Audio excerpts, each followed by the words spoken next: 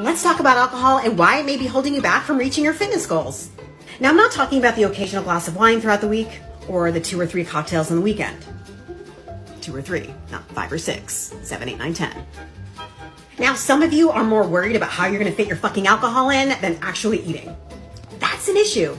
And then you'll complain about not reaching your goal, but you can't seem to give up the old fucking alcohol. What's more important, your goal or drinking? Figure that one out first.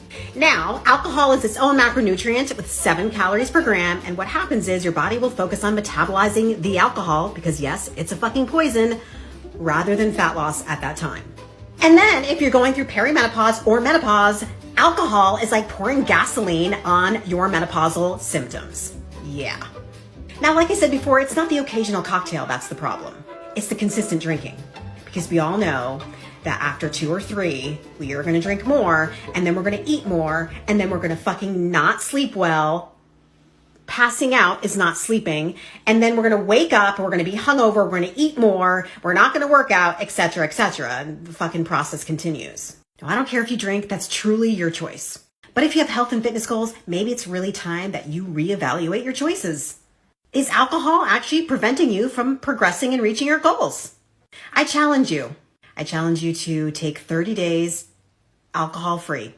Now, if that scares you, it may be something you should think about doing.